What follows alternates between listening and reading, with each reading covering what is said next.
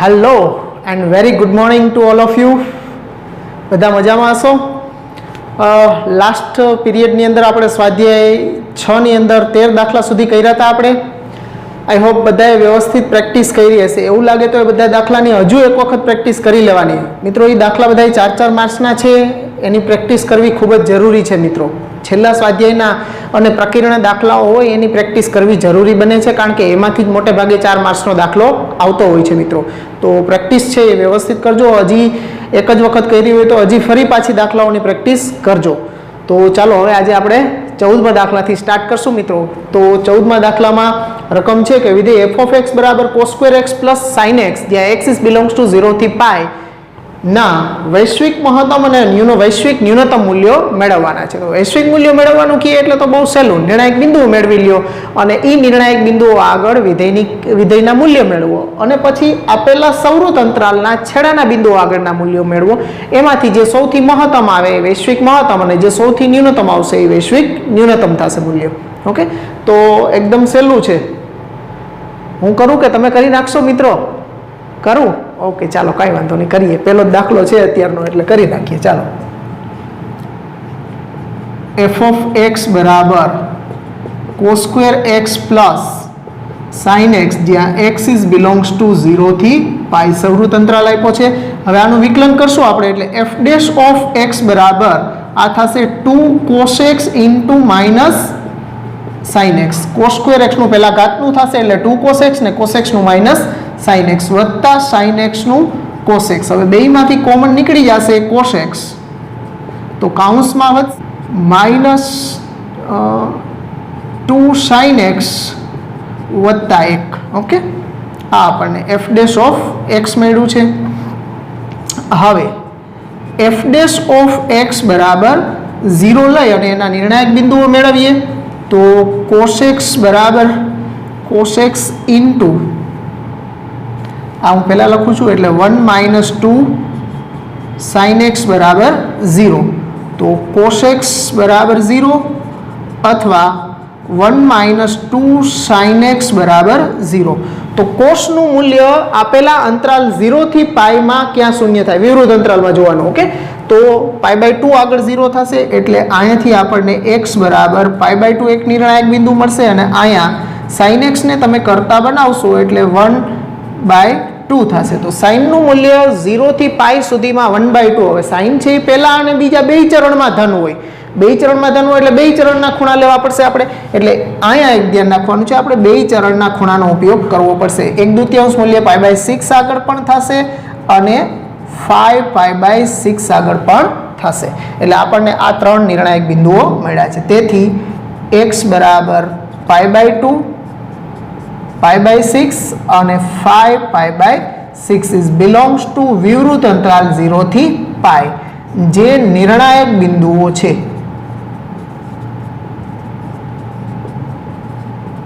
હવે એ ત્રણેય નિર્ણાયક બિંદુઓ આગળ કિંમત અને છેડાના બિંદુ 0 અને પાઈ છે ત્યાં આગળની કિંમત મેળવીએ.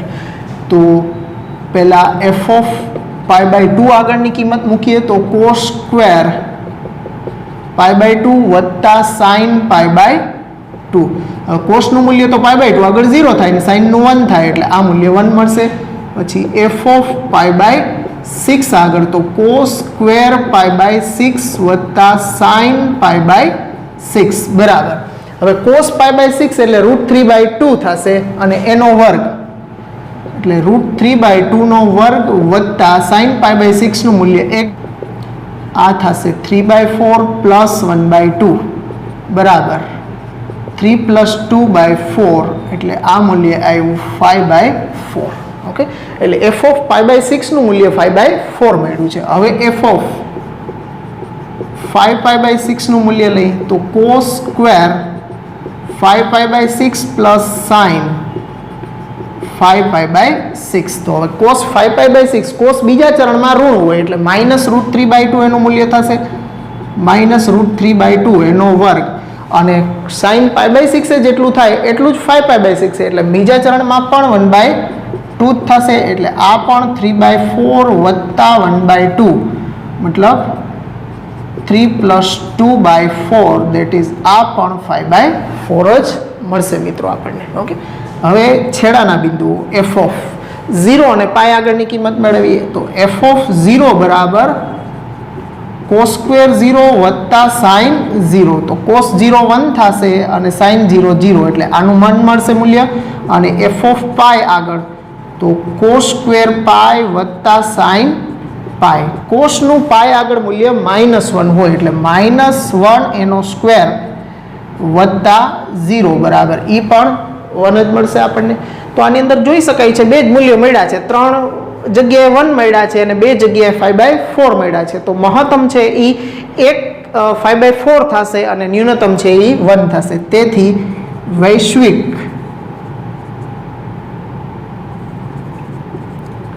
ન્યૂનતમ મૂલ્ય બરાબર 1 અને વૈશ્વિક મહત્તમ મૂલ્ય બરાબર 5/4, કારણ કે છેદ કરતા અંશ મોટો હોય તો એનું મૂલ્ય છે એ 1 કરતાં મોટું મળવાનું છે. એટલે 5/4 છે એ વૈશ્વિક મહત્તમ થશે અને 1 છે એ વૈશ્વિક ન્યૂનતમ થશે. તો એકદમ સહેલો છે, નોંધી લ્યો મિત્રો. પછીનો 15મો દાખલો છે. સ્મોલ આર ત્રિજ્યાવાળા ગોલકમાં અંતર્ગત મહત્તમ ઘનફળવાળા લંબરૂપી શંકુની ઊંચાઈ 4r/3 છે તેમ સાબિત કરવાનું છે. તો અહીંયા આર ત્રિજ્યાવાળો ગોલક છે એ નિશ્ચિત ગોલક આપ્યો છે આપણને, એની અંદર આપણે લંબરૂપી શંકુ દોરવાનો છે અને એની ઊંચાઈ 4r/3 છે એમ સાબિત કરવાનું છે. શંકુનું ઘનફળ મહત્તમ છે એમાંથી આપણું સૂત્ર બનાવવાનું, વિધેય બનાવવાનું છે. ઓકે, તો દોરી આકૃતિ એની. આ એક ગોલક દોરીએ આપણે. આ ગોલકની અંદર એક લંબરૂપીય શંકુ.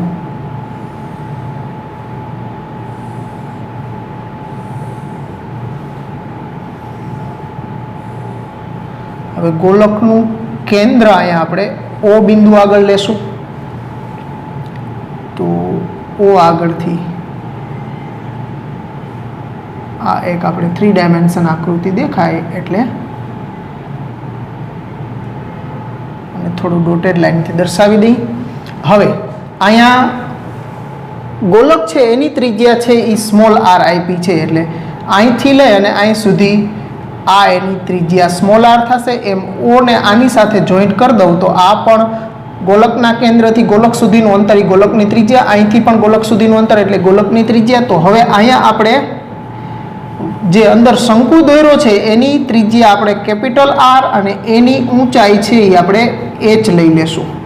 હવે એની ઊંચાઈ એચ લેશું એટલે આ ત્રિકોણ આને આપણે એ બી સી કહી દઈએ. તો આ ત્રિકોણ ઓબીસી છે એમાં આપણે જવું પડશે, અહીંયા કાટકોણ ત્રિકોણ બનાવવું પડશે. તો એના માટે આપણે શું કરવું પડશે તો કે આ આખું એચ છે એમાંથી આ આર બાદ કરી નાખો એટલે આ થશે એચ માઇનસ આર. ઓકે, તો ખ્યાલ આવી ગયો બધાને? તો ચાલો આ દોર્યું છે જરા નોંધી લઈ. ધારો કે સ્મોલ આર ત્રિજ્યાવાળા ગોલકમાં લંબવૃત્તીય શંકુની ત્રિજ્યા કેપિટલ આર અને ઊંચાઈ એચ છે. ઓકે, ઓલું સ્મોલ આર આપ્યું હતું એટલે આપણે શંકુની ત્રિજ્યા છે એ કેપિટલ આર લીધી છે. ઓકે, ચાલો હવે કાટકોણ ત્રિકોણ ઉપર વયા જઈ. હવે કાટકોણ ત્રિકોણ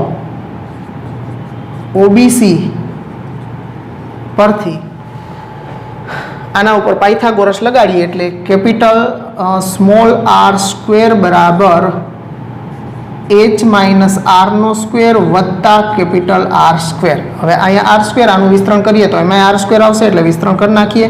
તો આર સ્ક્વેર બરાબર એચ સ્ક્વેર માઇનસ 2HR વત્તા આર સ્ક્વેર વત્તા capital R square. R square cancel, એમાંથી કેપિટલ આર સ્ક્વેરને કરતા બનાવી લઈશ તો આ 2HR માઇનસ એચ સ્ક્વેર. આને નંબર 1 આપી દે. આવો દાખલો આપણે અગાઉ પણ કરી ગયા છે ગોલકની અંદર શંકુવાળો. ઓકે, તો હવે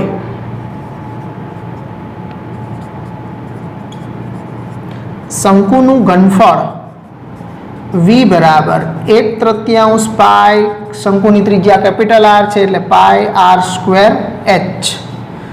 तो हवे आनी अंदर 1/3 पाई इंटू आर नी जग्याए आ मूकी दईने एनो वर्ग करशुं एटले 2HR minus H square into H. Okay, एनो वर्ग करवानी जरूर नहीं, वर्ग बराबर ज किंमत आपने आपी है, आर स्क्वेर की किंमत ज सीधी मूकी दी। हवे एच अंदर गुणी दो तो आ आखू विधेय स्मॉल आर है तो गोलकनी त्रिज्या है एटले तो अचल है एटले बाकी विधेय एच एटले आ विधेय थई गयुं एफ ऑफ एच बराबर π/3 इंटू एच अंदर गुणशुं एटले 2RH² माइनस H³ थशे। हवे एनुं विकलन करीए आपणे। तेथी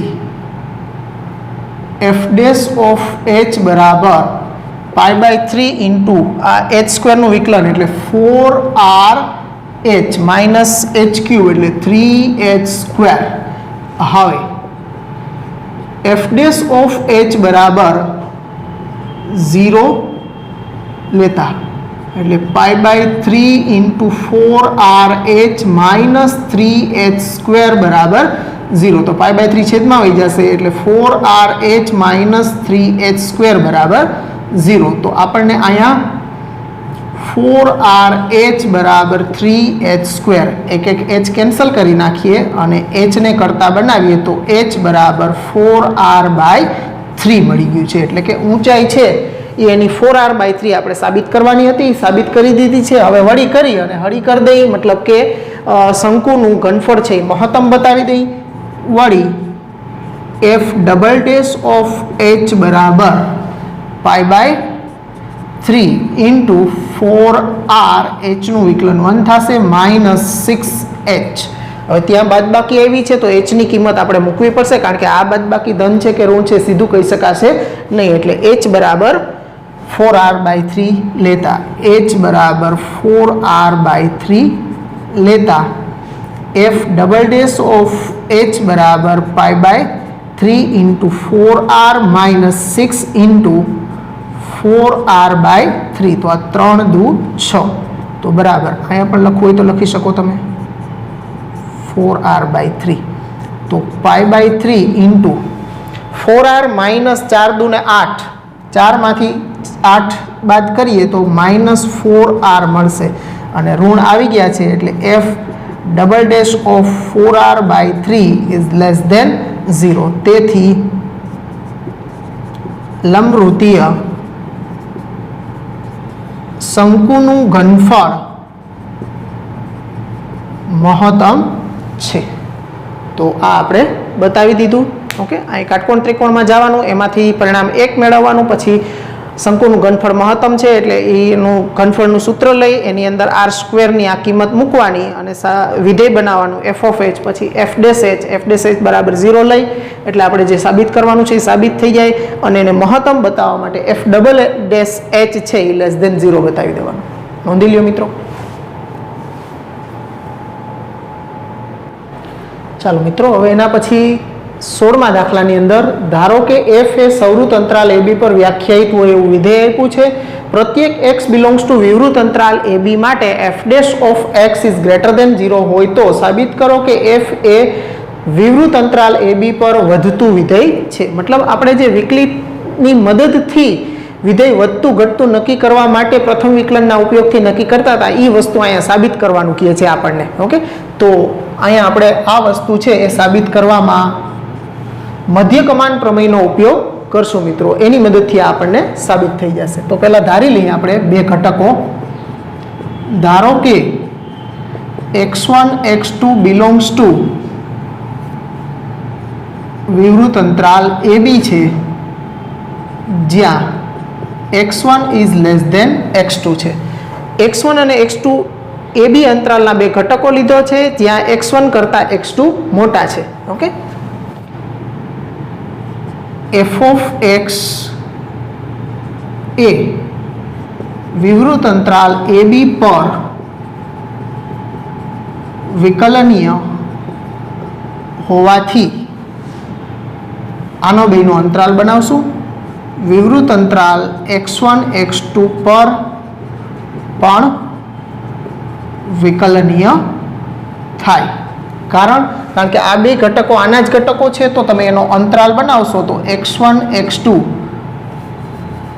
કારણમાં આપણે લખી દઈએ x1 x2 નો અંતરાલ છે એ સબસેટ વિવૃત અંતરાલ AB થશે. આ બે ઘટકો આ જ અંતરાલના ઘટકો છે, તો એનાથી બનતો અંતરાલ છે એ આ અંતરાલનો ઉપગણ થાય જ. હવે અહીંયા આપણને f' x ગ્રેટર દેન 0 મતલબ એના વિકલિતનું અસ્તિત્વ છે. હવે એના વિકલિતનું અસ્તિત્વ છે એટલે વિધેય વિકલનીય થયું, એટલે આપણે લખી શકીએ કે f of x એ વિવૃત અંતરાલ AB પર વિકલનીય હોવાથી x1 x2 ના અંતરાલ ઉપર પણ વિકલનીય છે. હવે આપણે એકચ્યુઅલી કરવા શું જઈ રહ્યા છીએ તો કે આ કોઈ પણ વિધેય છે વધતું વિધેય બતાવવું, એનો મતલબ શું કરવાનો તો કે વધતું વિધેય બતાવવા માટે શું કરવું પડે તો કે પ્રત્યેક x1 x2 બિલોંગ્સ ટુ વિવૃત અંતરાલ AB માટે આપણે x1 લેસ ધેન x2 લઈ અને જો f of x1 less than f of x2 આવું બતાવી દઈએ. વ્યાખ્યા વધતા વિધેયની વ્યાખ્યા કે ઈ અંતરાલના બે દરેક ઘટક માટે જો આવું બનતું હોય કે x1 લેસ ધેન x2 અને એના ઉપર વિધેય લગાડવાથી પણ અસમતા હોય ઈ ને ઈ જ જો જળવાઈ રહેતી હોય તો આપણે કહી શકીએ કે વધતું વિધેય છે. એટલે અહીંયા આપણે મધ્યકમાન પ્રમેયની મદદથી આ વિધેય વધતું વિધેય છે એ વ્યાખ્યાની મદદથી બતાવવાના છે, પણ ઉપયોગ મધ્યકમાન પ્રમેયનો કરશું. તો વિકલનીય છે તથા સંવૃત અંતરાલ x1 x2 માં સતત પણ થાય, કારણ કે વિકલનીય વિધેય હોય એ સતત હોય જ એટલે સતત પણ થવાનું છે. ઓકે, એટલે સંવૃતમાં સાતત્ય અને વિવૃતમાં વિકલનીયતા બતાવી દીધી. હવે મધ્યકમાન પ્રમેય મુજબ મધ્યકમાન પ્રમેય શું કહે છે આપણને તો કે f of x2 minus f of x1 આ a b ને બદલે x1 આ a અને આ b એટલે f of b minus f of a upon b minus a એટલે f of x2 minus f of x1 ના છેદમાં x2 માઇનસ x1 બરાબર f ડેશ ઓફ c લેતા હોઈએ છીએ આપણે. ઓકે, પરંતુ પ્રત્યેક x બિલોંગ્સ ટુ વિવૃત અંતરાલ AB માટે આપણને f dash of x greater than 0 હોવાથી આ આપણને આપેલું જ છે પ્રત્યેક x બિલોંગ્સ ટુ AB માટે f dash x greater than 0, તો f ડેશ ઓફ c પણ ગ્રેટર દેન 0 થાય. f dash of c greater than 0 થાય. f ડેશ ઓફ c એટલે કોણ તો કે આ આખું પદ છે, તો અહીં બાજુમાં લખીએ આપણે. તેથી f of x2 minus f of x1 ના છેદમાં x2 minus x1 is greater than 0, કારણ કે f ડેશ ઓફ c એના બરાબર આ છે એટલે એની જગ્યાએ આપણે આ આખું લખી દીધું છે. અને એક નંબર આપવો હોય તો એક પરથી. ઓકે, હવે x2 માઇનસ x1 છે એ સામે ગુણાઈ જશે એટલે આ થશે ખાલી f of x2 minus f of x1 is greater than 0, તો આ આપણને મળ્યું f of x2 ઇઝ આને સામે લઈ જાઓ એટલે પ્લસ થઈ જશે f of x1. અસમતા છે છેડા બદલાવી નાખો એટલે f of x1 is less than f of x2. Okay, આ અહીંયા લખ્યું છે ને આ અહીંયા લો એટલે ગ્રેટર ધેનમાંથી લેસ ધેન લખ્યા છે. આમ પ્રત્યેક x1 x2 બિલોંગ્સ ટુ વિવૃત અંતરાલ AB માટે x1 લેસ ધેન x2 એમ્પ્લાઇઝ આપણે શું મેળવી દીધું તો કે f of x1 is less than f of x2 આવું બતાવી દીધું. આ લીધા હતા આપણે શરૂઆતમાં અને એની મદદથી મધ્યકમાન પ્રમેયનો ઉપયોગ કરીને f of x1 is less than f of x2 આપણે બતાવી દીધું છે. એટલે x1 લેસ ધેન x2 લઈ અને f of x1 is less than f of x2 થઈ ગયું, મતલબ વધતું વિધેય છે. તેથી f of x એ વિવૃત અંતરાલ AB પર વધતું વિધેય છે. ઓકે, એટલે એકચ્યુઅલી ચુસ્વતું પણ ચુસ્વતું હોય એને વધતું વિધેય કહી શકાય. ઓકે, તો આ રીતે આપણે અહીંયા બતાવી દીધું છે. તો મિત્રો નોંધી લેશો.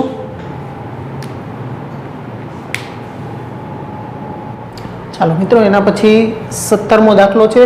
કેપિટલ R ત્રિજ્યાવાળા ગોલકમાં અંતર્ગત મહત્તમ ઘનફળવાળા નળાકારની ઊંચાઈ 2r/√3 છે તેમ સાબિત કરો અને આ નળાકારનું મહત્તમ ઘનફળ પણ શોધવાનું છે મિત્રો. તો આગળ આપણે ગોલકની અંદર શંકુ માટે દાખલો કરી ગયા છીએ. અહીંયા નળાકાર છે, ફેર એટલો જ છે ખાલી. એમાં પણ ઊંચાઈ આપણે 4r/3 મેળવવાની હતી, અહીંયા 2r/√3 થશે નળાકારની અંદર. તો આ રીતે તમારે આકૃતિ થશે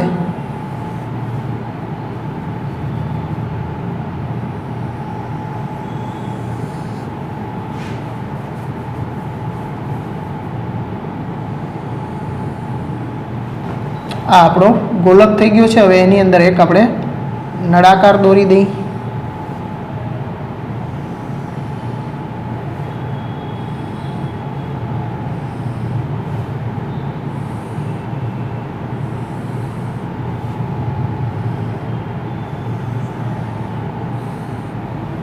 અહીંયા ગોલકનું કેન્દ્ર.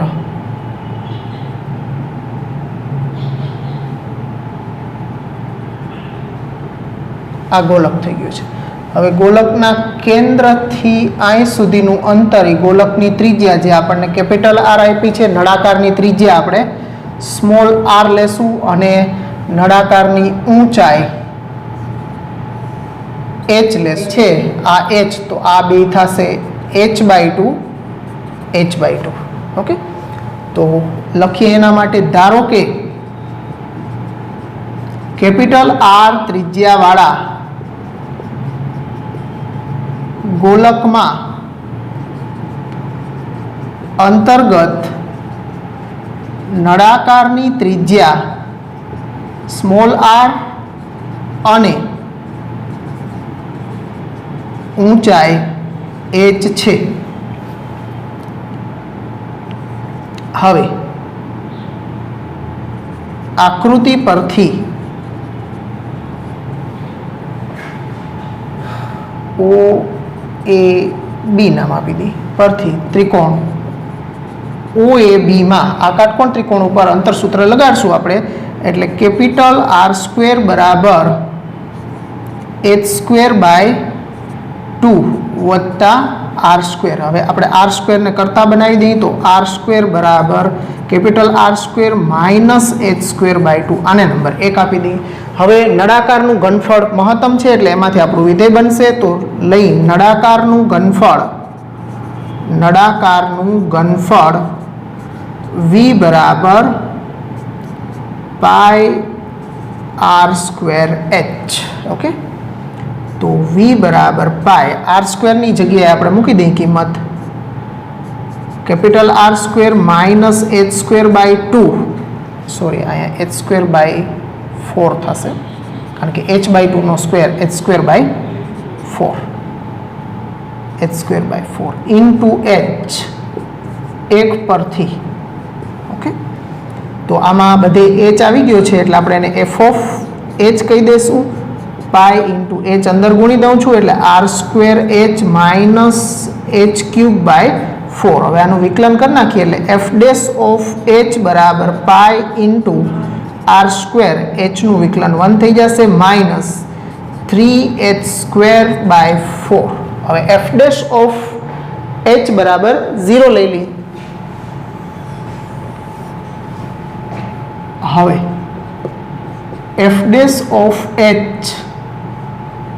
બરાબર 0 લેતા f ડેશ ઓફ h આપણને મળ્યું છે પાઈ ઇન્ટુ r² માઇનસ 3h²/4 બરાબર 0. તો પાઈ છેદમાં લઈ જશું એટલે r² માઇનસ 3h²/4 બરાબર 0. તો r² બરાબર 3h²/4. બે બાજુ વર્ગમૂળ કાઢી નાખીએ તો r બરાબર √3h/2 અને h ને કરતા બનાવી દો તો 2r/√3. તો આપણે જે સાબિત કરવાની હતી ઊંચાઈ છે એ 2r/√3 જેટલી છે એ આપણે સાબિત કરી દીધું છે. હવે આપણે એ મહત્તમ બતાવી દઈએ અને પછી એનું નળાકારનું ઘનફળ મેળવીએ. વળી f double dash of h બરાબર આનું દ્વિતીય વિકલન કરશું એટલે પાઈ એમનેમ રહેશે. r² નું વિકલન r અચળ છે એટલે એનું 0 થઈ જશે અને અહીંયા થશે 3 2 અને 6h માઇનસ 6h/4. તો અહીંયા 2 અહીંયા 3. તો f double dash of h બરાબર આપણને મળશે minus 3πh/2 which is less than 0. એમાં માઇનસ આવી ગયા છે એટલે ઇઝ લેસ ધેન 0. તેથી નળાકારનું ઘનફળ મહત્તમ છે. હવે એ ઘનફળ છે એ પણ આપણે મેળવવાનું છે, એટલે મહત્તમ ઘનફળ પણ આપણે મેળવવું પડશે. હવે નળાકારનું મહત્તમ ઘનફળ v બરાબર, અહીંયા જે આપણે h ની કિંમત આપણી પાસે છે r ના સ્વરૂપમાં, એટલે આખું ઘનફળ છે આપણે r ના સ્વરૂપમાં જ લેવું પડશે. એટલે આ જે v છે એ જ આપણે લેશું. v બરાબર pi into capital R square minus h square by 4 into h. હવે આની અંદર આપણે h ની કિંમત જે 2r/√3 છે એ મૂકી દઈએ આની અંદર. તો v બરાબર pi into r square minus h નો સ્ક્વેર છે એટલે આનો વર્ગ કરશું એટલે 4r સ્ક્વેર બાય 3 થશે. એટલે આ 4r સ્ક્વેર બાય 3 અને એના છેદમાં 4 ઇન્ટુ અહીંયા પાછું 2r/√3. જે 12h છે એની જગ્યાએ પણ આપણે 2r/√3 મૂકી દીધા. આ 4 કેન્સલ કરી નાખીએ એટલે pi into r square minus r square by 3 into 2r/√3. તો આ પાઈ ઇન્ટુ અહીં લસા લેશું એટલે 3 × 3 માંથી 1 જશે એટલે 2r square by 3 into 2r/√3. તો આપણને મહત્તમ ઘનફળ કેટલું મળ્યું? 2 × 2 = 4 પાઈ r ક્યુબ બાય 3√3. તો આ આપણું મહત્તમ ઘનફળ 4 પાઈ r ક્યુબ અપોન 3√3 મળ્યું છે મિત્રો. તો નોંધી લેશો મિત્રો. આ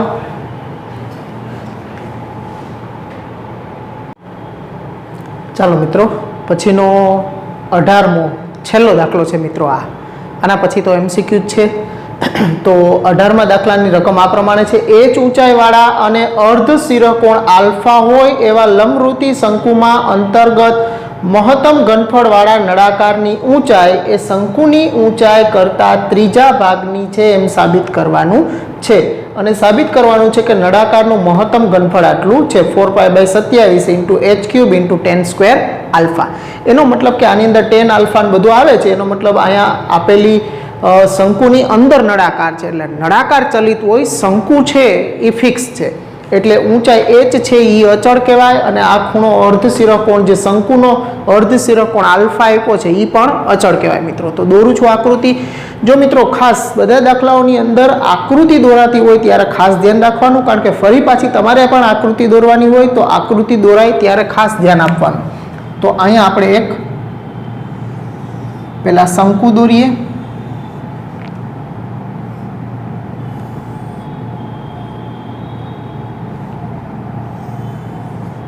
અને એની અંદર આપણે એક નળાકાર સમાવવાનો છે. આ એક આપણે નળાકાર લઈ લી.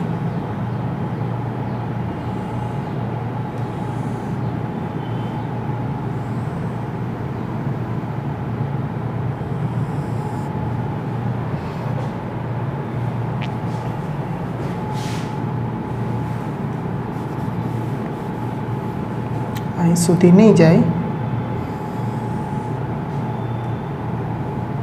અહીંયા સુધી જશે. ચાલો, આ થઈ ગયો આપણો નળાકાર.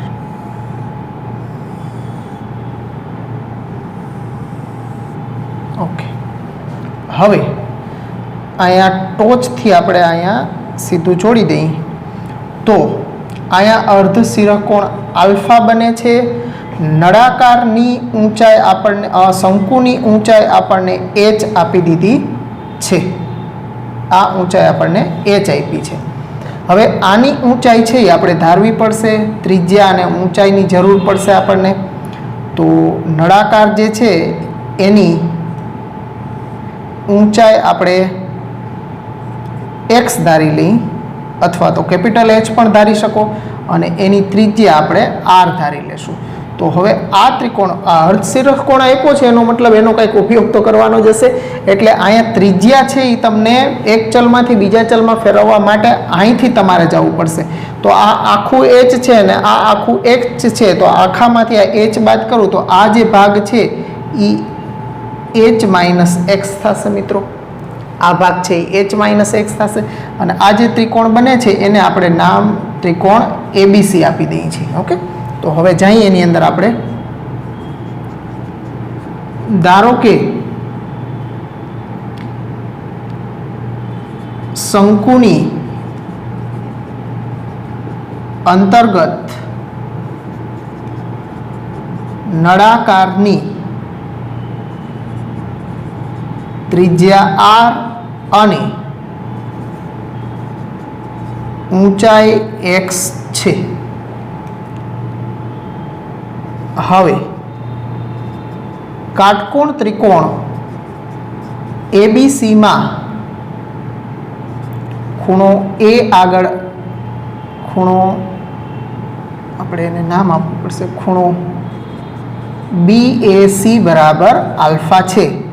તો હવે આની અંદર તમે જોશો તો આ સામેની બાજુ અને આ પાસેની બાજુ બેના માપ આપ્યા છે, એટલે સામેની બાજુ અને પાસેની બાજુ એટલે 10 થશે. તો આપણે 10 આલ્ફાની અંદર જવું પડે કારણ કે કર્ણનું માપ તો છે નહીં આપણી પાસે, એટલે 10 આલ્ફા બરાબર BC ના છેદમાં AB. તો આ 10 આલ્ફા બરાબર BC છે આપણી પાસે R અને AB છે h માઇનસ એક્સ. તો R ને કરતા બનાવી લઉં તો R બરાબર h minus x into 10 alpha. આને નંબર 1 આપી દઈશું. જો જરાય અઘરો નથી, ખાલી ઉપરના કાટકોણ ત્રિકોણનો ઉપયોગ કરવાનો છે. અત્યાર સુધી આપણે અહીંયા નીચે કાટકોણ ત્રિકોણ બનાવતા હતા, અહીંયા આપણને અર્ધ શિરોકોણ આલ્ફા આપ્યો છે એટલે અહીંયા કાટકોણ ત્રિકોણ ઉપર બને છે. બાકી કર્યા છે એવો જ દાખલો છે, કાંઈ અઘરું નથી આની અંદર, એકદમ સહેલું છે. જો આટલું કામ છે તમારે. હવે અહીંયા R મળી ગયો છે આપણને, પરિણામ 1, 2 ચલમાંથી 1 ચલમાં ફેરવવા માટેનું પરિણામ 1 મળી ગયું છે. હવે જઈએ આપણે શું આપ્યું છે આપણને મહત્તમ, તો કે નળાકારનું ઘનફળ, એટલે નળાકારના ઘનફળ ઉપર આવે જઈએ આપણે. હવે નળાકારનું ઘનફળ v બરાબર પાઈ r સ્ક્વેર અને એની ઊંચાઈ x છે એટલે આપણે x લેશું. તો v બરાબર પાઈ r નો સ્ક્વેર એટલે આનો સ્ક્વેર કરવો પડશે એટલે h માઇનસ x એનો whole square into 10 square alpha into x. આ આપણે 1 ઉપરથી મૂક્યું છે. હવે આનું થોડું સાદુરૂપ આપણે આપવું પડશે. તો અહીં બાજુમાં ઉપર આપીએ તો v બરાબર આ 10 સ્ક્વેર આલ્ફા તો અચળ જ છે ને, આગળ લઈ લો એટલે પાઈ ઇન્ટુ 10 સ્ક્વેર આલ્ફા. જો આ 10 સ્ક્વેર આલ્ફાનો બીજો ક્યાંય ઉપયોગ નથી થવાનો, એ શોભાના ગાંઠિયાની જેમ ભેગો ને ભેગો આપણા ચાલતો રહેવાનો છે. ઓકે, કારણ કે આલ્ફા આવ્યો હતો તો એના ઉપરથી 10 આલ્ફા આવ્યો છે તો એ ભેગો ને ભેગો રખડતો રહેશે, એનો બીજે ક્યાંય ઉપયોગ નહીં થાય. હવે આ h માઇનસ એક્સનો હોલ સ્ક્વેર છે એનું જરા વિસ્તરણ કરી નાખીએ તો આ થશે h square minus 2hx plus x square into આ પાછળ છેલ્લે x છે એ x. હવે એ x ને અંદર ગુણી દઈ અને આખું વિધેય h સ્મોલ, જો 10 આલ્ફા અચળ છે અને h પણ અચળ છે કારણ કે h છે એ શંકુની ઊંચાઈ, તો શંકુની ઊંચાઈ h એ આપણને આપી દીધી છે, એ અચળ છે અને આલ્ફા અચળ છે. તો બાકી વધ્યો x. તો આ વિધેય થઈ ગયું f ઓફ x બરાબર pi into 10 square alpha into આ x અંદર ગુણી દઈશ તો h square x minus 2hx square plus x cube. હવે આનો આપણે વિકલિત f ડેશ ઓફ x મેળવીએ તો પાઈ ઇન્ટુ 10 સ્ક્વેર આલ્ફા એ અચળ છે એમનેમ, અહીંયા h સ્ક્વેર xનું વિકલન 1 થઈ જશે માઇનસ એક્સ સ્ક્વેરનું વિકલન 2x એટલે 2 to 4h x અને એક્સ ક્યુબનું 3x વર્ગ થશે. હવે f ડેશ ઓફ x બરાબર 0 લેશું એટલે pi into 10 square alpha into h square minus 4hx plus 3x square બરાબર 0 એટલે પાઈ ઇન્ટુ 10 સ્ક્વેર આલ્ફા એ 0 ના છેદમાં જશે એટલે 0 થઈ જશે. તો ખાલી વધશે h square minus 4hx plus 3x square બરાબર 0. તો અહીં આપણી સામે દ્વિઘાત સમીકરણ આવ્યું છે. તો 3 એકુ 3 ના આપણે બાદબાકીથી અવયવ પાડવાના, સરવાળાથી અવયવ પાડવાના થશે. તો h square 3 એકુ 3 minus 3hx minus hx વત્તા 3x વર્ગ બરાબર 0. તો આ બે પદ અને આ બે પદ ચાલો પહેલા બેમાંથી કોમન નીકળશે, ખાલી h છેલ્લા બેમાંથી કોમન નીકળશે -x એટલે h - x અને અહીંયા પહેલા બેમાંથી h કોમન કાઢ્યા પછી વધશે h - 3x તો આ h - x બરાબર 0 અથવા h - 3x બરાબર 0 તો h બરાબર x તો h બરાબર x મતલબ શંકુની ઊંચાઈ અને આ ઊંચાઈ આ અને આ એ સરખી હોય એ શક્ય છે નથી શક્ય ઓકે જે શક્ય નથી કારણમાં આપણે લખવું હોય તો 0 less than x less than h હવે અહીંયા આપણે આગળ વધીએ તો h બરાબર 3x તો આપણે સાબિત કરવાનું છે કે નળાકારની ઊંચાઈ એ શંકુની ઊંચાઈ કરતાં ત્રીજા ભાગની છે તો x બરાબર h/3 તો આ આપણે અહીંયા સાબિત કરી દીધું હવે એનું ઘનફળ છે એ મહત્તમ છે ઓકે મહત્તમ ઘનફળ છે એટલે દ્વિતીય વિકલન કરીએ વળી f double dash of x બરાબર આનું દ્વિતીય વિકલન એટલે પાઈ ઇન્ટુ 10 સ્ક્વેર આલ્ફા કૌંસમાં h નો વર્ગ h અચળ છે એટલે એનું 0 -4h અને વત્તા 6x હવે આની અંદર x બરાબર h/3 મૂકી દઈએ આપણે f double dash of h/3 તો પાઈ into 10 square alpha -4h plus 6 into h/3 તો આ 3 દુ 6 થઈ જશે તો આ થશે પાઈ into 10 square alpha into -4h plus 2h એટલે -2h તો આ થઈ ગયું લેસ ધેન 0 મતલબ કે એનું ઘનફળ છે એ મહત્તમ થઈ ગયું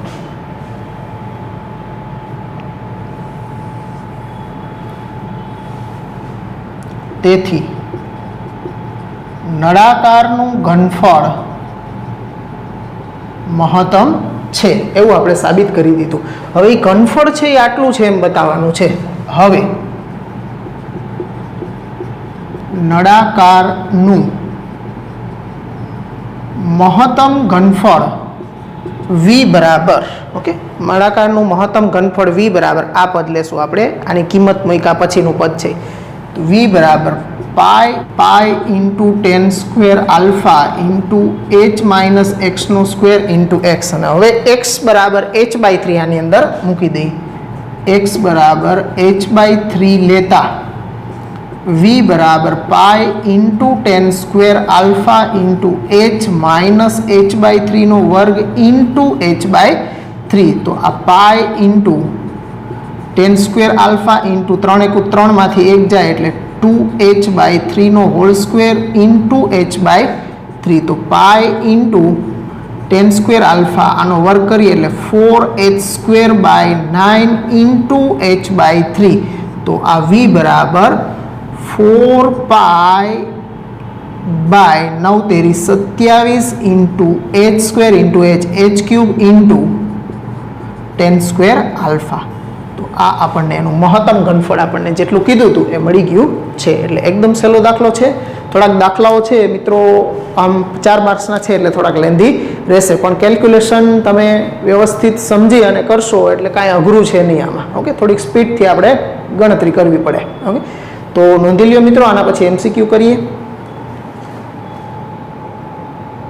ચાલો મિત્રો હવે 19 થી 24 પ્રશ્ન જે છે એ 6 પ્રશ્નની અંદર આપણે MCQ છે 1 બાય 1 જોતા જઈએ 10 મીટર ત્રિજ્યાવાળા એક નળાકાર પીપમાં 314 મીટર ક્યુબ પ્રતિ કલાકના દરે ઘઉં ભરવામાં આવે છે તો ઘઉંની ઊંડાઈ વધવાનો દર ખાલી જગ્યા છે હવે જો નળાકાર પીપ છે એટલે નળાકારના ઘનફળની વાત કરવાની થશે આપણે તો પહેલાં તો ડેટા શું આપેલો છે અહીંયા તો કે નળાકારની ત્રિજ્યા r બરાબર 10 મીટર હવે જો એ નળાકાર પીપની ત્રિજ્યા ફિક્સ છે એમાં કોઈ ફેરફાર એ અચળ જ રહેવાની છે જે આપણું પીપ હોય પીપ છે એની અંદર ઘઉં ભરીએ છીએ તો એની ત્રિજ્યા કાંઈ બદલાવાની નથી ઓકે એની ઊંચાઈમાં ફેરફાર ઘઉં ભરીએ ત્યારે એની ઊંચાઈમાં ફેરફાર થવાનો છે એટલે આ છે એ અચળ એમનામ જ રહેવાના છે પછી એમાં પીપમાં આટલા દરે ઘઉં ભરવામાં આવે છે એટલે એટલા દરથી એનું ઘનફળ વધે છે એટલે dv/dt બરાબર 314 મીટર ક્યુબ પ્રતિ કલાક આપ્યું છે અને આપણે ઘઉંની ઊંડાઈ વધવાનો દર ઊંડાઈ એટલે કે ઊંચાઈ વધવાનો દર તો મેળવવાનું છે આપણે dh/dt બરાબર કેટલા ઓકે તો આપણે ઘનફળનું સૂત્ર લેશું નળાકારનું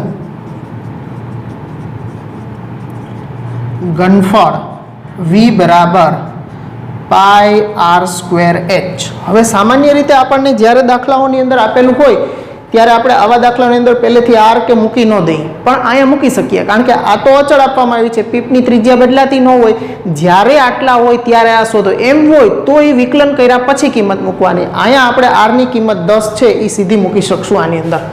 એટલે v બરાબર પાઈ ઇન્ટુ 10 વર્ગ ઇન્ટુ એચ, તો v બરાબર 100 પાઈ ઇન્ટુ એચ. હવે આનું વિકલન કરી નાખો એટલે એકદમ સહેલો, dv બાય dt બરાબર 100 pi into dh by dt. dv by dt આપણને આપ્યું છે 314 બરાબર 100 ઇન્ટુ પાઈની કિંમત પણ મૂકી દઈ 3.14 એટલે 314 છેદમાં 100 સીધા મૂકી દઉં છું into dh by dt. Okay, અહીંયા આપણે પાઈ બરાબર 3.14 એટલે કે 314 બાય 100 મૂકી દીધા છે. તો 100 ગયા, 314 ગયા, તો આપણને સીધું dh બાય dt નું મૂલ્ય 1 મીટર પ્રતિ કલાક મળી ગયું છે.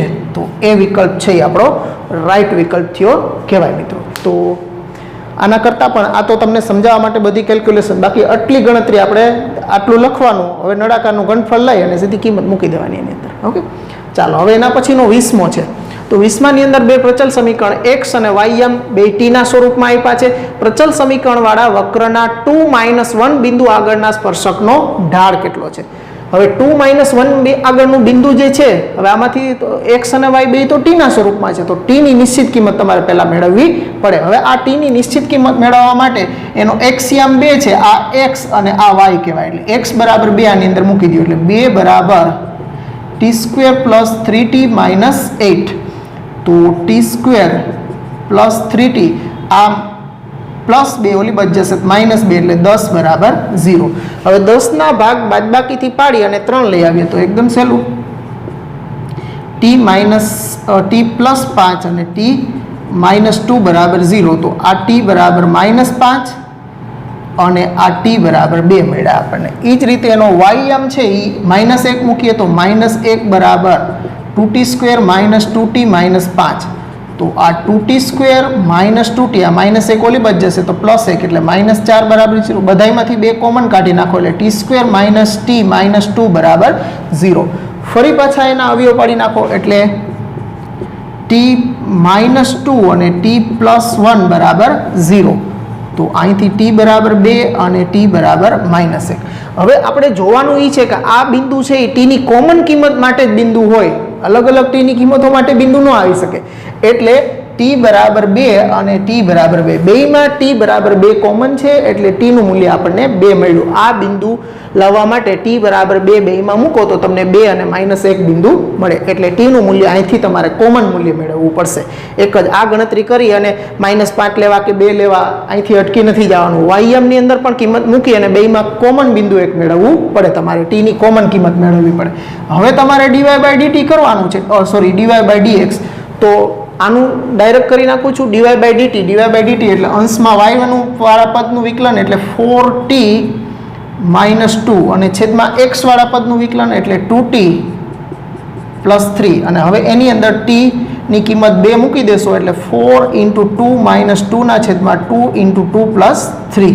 તો 4 દુ 8 માંથી 2 જશે એટલે 6 અને 2 દુ 4 ને 3 7 એટલે 6/7 આપણને એના સ્પર્શકનો ઢાળ કીધો છે. તો આ dy/dx આપણને 6/7 મળી ગયું છે. એટલે બી આન્સર આવશે. એકદમ સહેલું, નોંધી લો મિત્રો. ચાલો એના પછીનો 21મો MCQ છે. રેખા y = mx + 1 એ વક્ર y² બરાબર 4x નો સ્પર્શક હોય તો m બરાબર ખાલી જગ્યા. તો સામાન્ય રીતે તમારે આ ચેપ્ટર પ્રમાણે કરવું હોય તો આનું વિકલન કરી, હવે સ્પર્શ બિંદુને કાંઈ આપણી પાસે ન હોય એટલે તમારે આના ઉપરથી ઢાળ મેળવી અને આખું સ્પર્શ બિંદુ સ્પર્શક છે તો એ પ્રમાણે તમારે આનો ઢાળ અને આ એની સ્પર્શક રેખા છે એટલે આના ઉપરથી dy/dx કરીને ઢાળ અને એના ઉપરથી અહીંયા તમારે ઢાળ છે એનો m છે એટલે એની સાથે કમ્પેરિઝન કરી અને આખી ગણતરી કરવી પડે. થોડુંક તમારે કામ કરવું પડે, પણ આના માટે ટૂંકો રસ્તો એક છે. ઓકે, ટૂંકી રીત, રેખા y બરાબર mx પ્લસ c એ પરવલય y² બરાબર 4ax નો સ્પર્શક બને તે માટેની શરત c a/m હોય છે. ઓકે, આ તમે યાદ રાખશો. આને જ યાદ રખાય. સીધું વિકલન કરીને ગણતરી કરવા જવા કરતાં તમે જો આટલું આ જૂના સિલેબસની અંદર પરવલય વલયો બધા આવતા ને, પરવલય ઉપવલય અતિવલય, એની અંદર સ્પર્શકવાળા ભાગને બધું આવતું હતું. તો એની અંદર આ બધી શરતો ને બધું આવતું હતું. પણ તમે આટલું યાદ રાખશો c a/m તો તમને આસાનીથી કરી શકશો. માત્ર 5 સેકન્ડની અંદર થઈ જાય. 10 સેકન્ડ બહુ તો. ઓકે, ચાલો હવે આપેલી રેખા છે એને y mx પ્લસ 1 છે એને તમે y mx પ્લસ c સાથે કમ્પેર કરશો તો આ તો એમ જ છે. એટલે c ની કિંમત તમને અહીંથી નિશ્ચિત મળી જશે, c બરાબર 1. અને પરવલય જે આપ્યો છે y² બરાબર 4x, એને પરવલય y² બરાબર 4ax સાથે કમ્પેર કરશો તો 4a બરાબર 4, તો a બરાબર 1, a ની કિંમત મળી જશે. હવે તમારે શરતનો ઉપયોગ કરવાનો, c a/m. c a/m તો c ની કિંમત 1 છે અને a ની કિંમત 1 છે, તો m અહીંયા ગુણી દેશો એટલે m બરાબર 1. તો તમને અહીંથી સીધી જ m ની કિંમત મળી જશે 1. તો આનો ઉપયોગ તમે કરશો જ્યારે પરવલય અને રેખા એનો સ્પર્શક છે એવું આપ્યું હોય ત્યારે આનો ઉપયોગ કરી લેવો કે જેથી ઝડપ થશે તમારાથી. ઓકે, ચાલો એના પછીનો છે 22મો. વક્ર 2y + x² બરાબર 3 ના બિંદુ 1 1 આગળના અભિલંબનું સમીકરણ ખાલી જગ્યા છે. તો સામાન્ય રીતે જો તમે કરો તો જો થોડુંક મગજ હલાવો તો વક્રના બિંદુ 1 1, પહેલાં તો આ જોઈ લેવાનું કે 1 1 બિંદુ વક્ર ઉપર છે તો કે અહીંયા x અને y બે 1 1 મૂકો તો 2 ને 1 3 થઈ જશે. તો કે આ બિંદુ 1 1 છે એ વક્ર ઉપર તો છે, એનો મતલબ કે તો એ વક્ર આગળનો જ અભિલંબ છે. એનો મતલબ અભિલંબને પણ એ સમાધાન કરતું બિંદુ હોય જ, કારણ કે સ્પર્શ બિંદુમાંથી જ અભિલંબ પણ પસાર થવાનો જ છે. તો ડાયરેક્ટ 1 1 જેનું સમાધાન કરતું હોય એવો એક જ વિકલ્પ મળી જાય તો આપણું કામ પૂરું થઈ જાય. જો એક કરતાં વધારે વિકલ્પ મળે તો પછી આપણે કેલ્ક્યુલેશન કરવી પડે. તો આમાં તમે 1 1 મૂકશો તો 1 1 0 આ સમાધાન નથી કરતું, 1 - 1 0 આ સમાધાન કરે છે. પછી 1 + 1 + 1 આ સમાધાન નથી કરતું. આ 1 - 1 બરાબર 1 આપ્યું એટલે એ પણ સમાધાન નથી કરતું. મતલબ એક બી વિકલ્પ જ એવો છે કે જે સમાધાન કરે છે. એટલે સમાધાન કરાવીને તમે ડાયરેક્ટ મેળવી શકો, અથવા તમારે વિકલન કરીને કરવું હોય તો 2 × dy/dx + 2x બરાબર 0. આ 2 કાઢી નાખો તો dy/dx બરાબર -x મળશે આપણને. ઓકે, તો dy/dx એનો ઢાળ આપણને -x મળ્યો છે. હવે અભિલંબનું સમીકરણ જોઈએ છીએ તો આ ઢાળ બિંદુ 1 1 આગળનો ઢાળ લ્યો તો dy/dx at 1 1 is -1. હવે આ ઢાળ છે એ સ્પર્શકનો ઢાળ છે, તો તેથી અભિલંબનો ઢાળ કેટલો થાય તો કે m બરાબર 1 થશે. ઓકે, આ -1 છે એટલે અભિલંબ છે સ્પર્શકને લંબ હોય એટલે એનો ઢાળ 1 થશે. તેથી અભિલંબનું સમીકરણ શું થાય મિત્રો તો કે y - y1 બરાબર m × x - x1 પ્રમાણે. તો બિંદુ આપણી પાસે છે 1 1 બિંદુ, સ્પર્શ બિંદુ જ છે એટલે y - 1 બરાબર 1 × x - 1. ઢાળે 1 છે અને બિંદુ 1 1 છે એટલે x1 y1 ની જગ્યાએ 1 1. તો આ y - 1 બરાબર x - 1 1 1 કેન્સલ, આ y ઓલી બાજુ લેશો તો x - y બરાબર 0. આ તમને સ્પર્શકનું સમીકરણ આ રીતે પણ મળી શકે. નહીં તો સમાધાનનો પહેલો રસ્તો રહે, એમ ન થાય એક કરતાં વધારે વિકલ્પો સમાધાન કરે તો પછી આ રીતે કરવો પડે. નોંધી લ્યો મિત્રો. ચાલો મિત્રો, એના પછી 23મો છે. વક્ર x² બરાબર 4y ના બિંદુ 1 2 માંથી પસાર થતા અભિલંબનું સમીકરણ ખાલી જગ્યા છે. તો આપણે કરીએ છીએ આ એકચ્યુઅલી તમને કદાચ યાદ હોય તો આ ઉદાહરણ 45 જ છે. મેં તમને ત્યારે પણ કીધું હતું કે બિંદુ છે એ આ આપેલું બિંદુ છે એમાંથી પસાર થાય છે. આ બિંદુ છે સ્પર્શ બિંદુ જો નથી, આમાં મૂકો x બરાબર 1 મૂકો અને y બરાબર 2 મૂકો તો 1 બરાબર 8 થાય. મતલબ આ સ્પર્શ બિંદુ નથી પણ અભિલંબ એમાંથી પસાર તો થાય જ છે. ઓકે, તો તો ચારમાંથી કોઈ પણ એક વિકલ્પની અંદર આ બિંદુ મૂકવાથી એક જ વિકલ્પ જો સમાધાન કરી જાય આપણો તો આપણું કામ પૂરું થઈ જાય. તો મૂકી જોવું જોઈએ. 1 2 બિંદુમાંથી અભિલંબ પસાર તો થશે જ, એટલે 1 2 બરાબર 3 થઈ ગયા.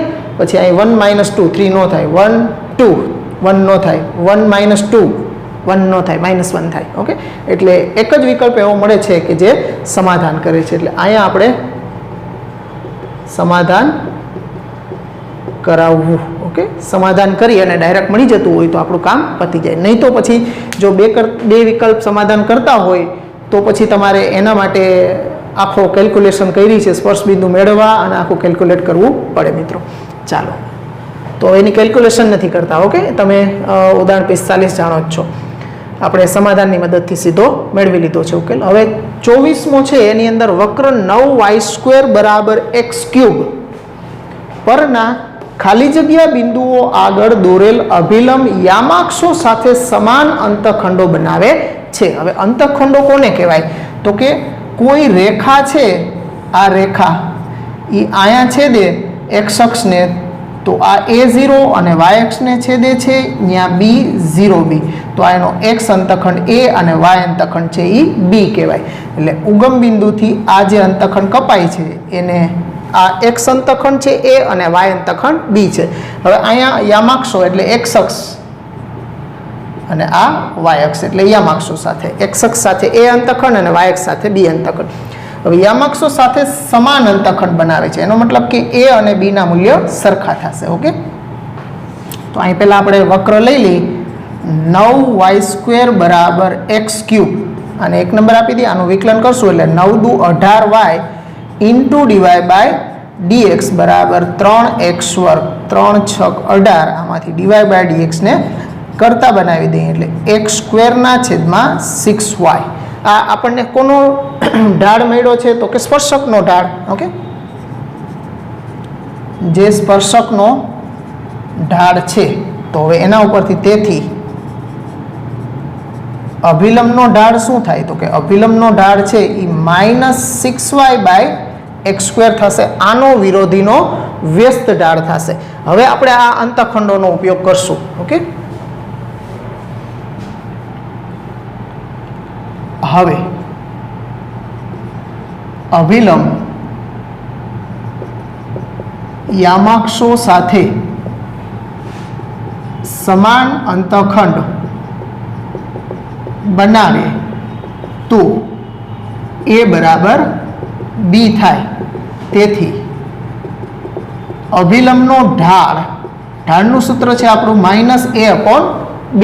આવું આપણું ઢાળનું સૂત્ર છે. તો એમાં a અને b સરખા હોય તો આમાં -a/a બરાબર -1 ઢાળ તમને અહીંથી -1, અને અહીંયા અભિલંબનો ઢાળ છે -6y/x². બેને કમ્પેર કરો, બંને ઢાળ સરખાવતા -6y/x² બરાબર -1. બે બાજુથી માઇનસ પ્લસ કરી નાખીએ અને 6y બરાબર x². હવે પરિણામ 1 છે એમાંથી આપણે પરિણામ આને આપણે 2 નંબર આપી દઈએ. આ 2 ની કિંમત છે એ 1 માં મૂકીએ. પરિણામ 1 માં 2 ની કિંમત લેતા